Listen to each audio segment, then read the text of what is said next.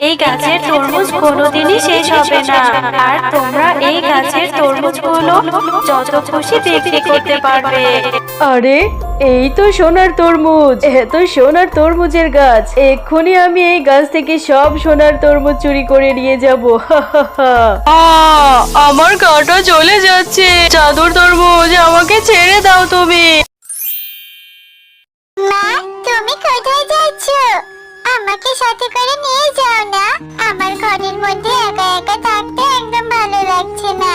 আমিও তোমার সাথে যেতে চাই। আমি একটু বাজারে যাচ্ছি রে মা। আর বাইরে যে রোদ পড়েছে, এই গরমের মধ্যে তুই কি করতে যাবি বল? তোকে যেতে হবে না, বাড়িতেই থাক। আর আমার কাছে বাড়তি কোনো টাকাও নেই যে আমি তোকে গেলে কোনো চকলেট বা কোনো খাবার কিনে দিতে পারবো না রে মা। আমি কিছু খেতে চাইবো না মা। তুমি শুধু আমাকে তোমার সাথে নিয়ে যাও। আর আমি তোমার সাথে গেলে আমার একটু ঘোরাও হয়ে যাবে। তুমি তো আমায় কখনো কোথাও ঘুরতে নিয়ে যাও না মা। এরপর মিনা তার মায়ের সাথে বাজারে যায়। তার মা যখন বাজার করছিল তখন মিনা পাশের দোকানের তরমুজের দিকে একধেয়ে তাকিয়ে তাকিয়ে দেখছিল। মা, ওই দেখো না, পাশের দোকানে কতগুলো তরমুজ দেখা যাচ্ছে। ওই তরমুজগুলো নিশ্চয়ই খেতে অনেক মজা হবে, তাই না মা? তুমি কি আমায় একটা তরমুজ কিনে দেবে মা? মিনা, এই জন্যই তো আমি তোকে আনতে চাইনি। আমি জানি তুই এসে এরকম বায়না ধরবি। আমার কাছে যা টাকা আছে সেগুলো দিয়ে তো বাজারই করতে পারবো না। আর একটা তরমুজের অনেক টাকা দাম মা। আমরা কিভাবে কিনে খাবো? আচ্ছা মা, তুমি আমাকে বলো তো, একটা তরমুজের দাম কয় টাকা? কেন রে মিনা, তুই তরমুজের দাম জিজ্ঞাসা করছিস কেন? তরমুজের দাম শুনে কি করবি? একটা তরমুজের দাম তো 200 টাকা। মা, আমি না কিছু টাকা জমিয়েছি। তুমি স্কুলে যাওয়ার সময় আমাকে যে কিছু করে টাকা দিতে, সেই টাকাগুলো না খেয়ে জমিয়েছি। কি বলছিস মিনা? তুই আবার টাকা জমিয়েছিস? তা কত টাকা জমিয়েছিস? তোমার বিশ্বাস হচ্ছে না তো? আচ্ছা ঠিক আছে, আমি নিয়ে আসছি, দাঁড়াও, দেখলেই বিশ্বাস করবে। এরপর মিনা তার ঘর থেকে তার জমানো টাকার থলেটা এনে তার মাকে দেয়। এই নাও মা, দেখো তো এখানে কি 200 টাকা আছে নাকি? হ্যাঁ রে মিনা, এখানে তো দেখছি 200 টাকার থেকে অনেক বেশি আছে। এতগুলো টাকা তুই কিভাবে জমালি রে মা? এই টাকাগুলো জমাতে তো তোর অনেক দিন লেগেছে। আচ্ছা মা, তুমি আমার এই জমানো টাকাগুলো দিয়ে বড় একটা তরমুজ এনে দেবে। তারপর আমি মন ভরে অনেক তরমুজ খাবো। আচ্ছা মিনা, ঠিক আছে, আমি আজকেই যাব আর অনেক বড় একটা তরমুজ এনে দেব তোকে। এরপর শেফা শিয়ালিনী তার মেয়ের জমানো টাকাগুলো নিয়ে তরমুজ কেনার জন্য চলে যায়। আচ্ছা সিংহ মামা, তোমার দোকানের সব থেকে বড় তরমুজটা কয় টাকা? আমাকে তোমার দোকানের সব থেকে বড় তরমুজটা দাও দেখিনি। আমার মেয়েটা নিজে টাকা জমিয়েছে তরমুজ খাবে বলে। এরপর শেফা শিয়ালিনী বড় একটা তরমুজ তার মেয়ের জন্য কিনে নিয়ে যায়। আরে ওই তো দেখা যাচ্ছে শেফা শিয়ালিনী বড় একটা তরমুজ নিয়ে আসছে।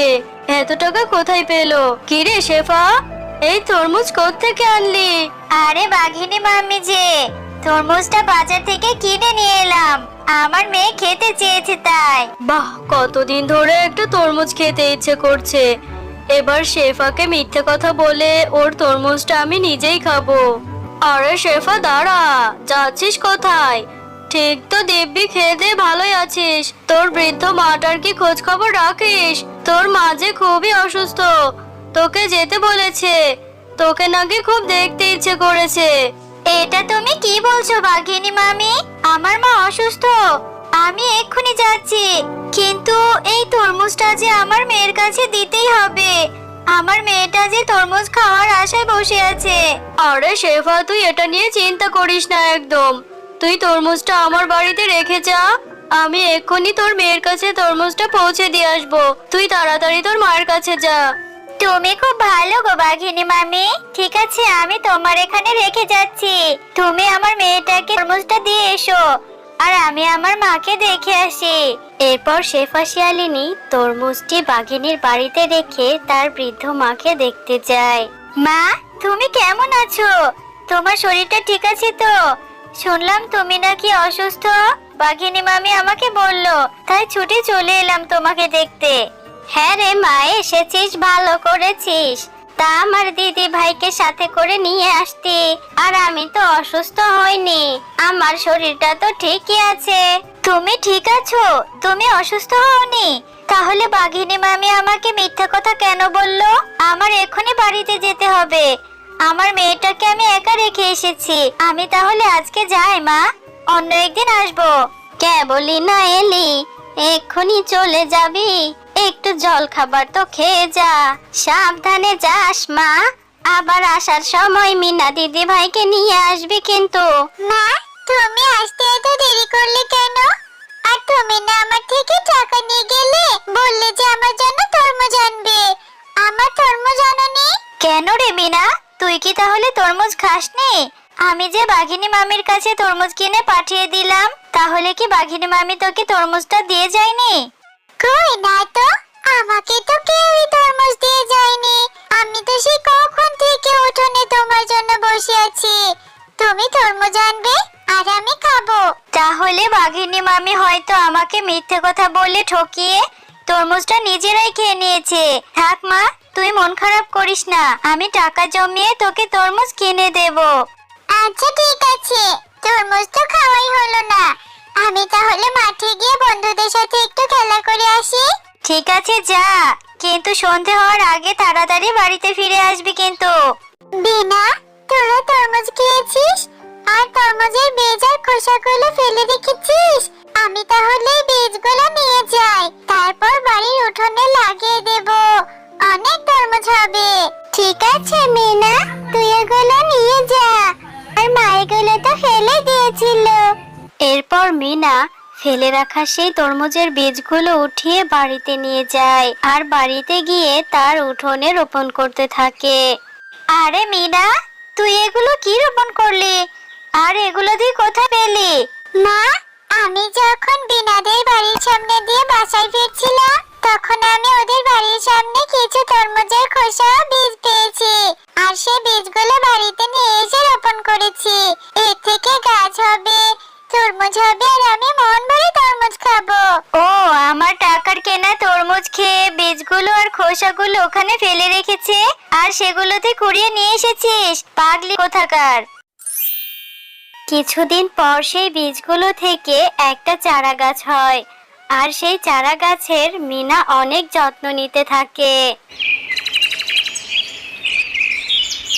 মা, ও মা, দেখো না, এই গাছটিতে কত চকচকে সোনার তরমুজ ধরেছে। ওয়াও, কত সুন্দর দেখাচ্ছে তরমুজগুলো। আমি কখনো এত সুন্দর সোনার তরমুজ দেখিনি মা। হ্যাঁ রে মিনা, তাই তো দেখতে পাচ্ছি, এত বড় তরমুজের গাছ আমি কোনোদিনই দেখিনি। আল্লাহ আমাদের উপরে সহায় হয়েছে রে মা। হ্যাঁ শেফা শিয়ালিনী, তুমি ঠিকই বলেছো, তোমার ছোট্ট মেয়ে মিনা এই গাছটির অনেক যত্ন করেছে, তাই আল্লাহ তোমাদের উপর রহম করেছে।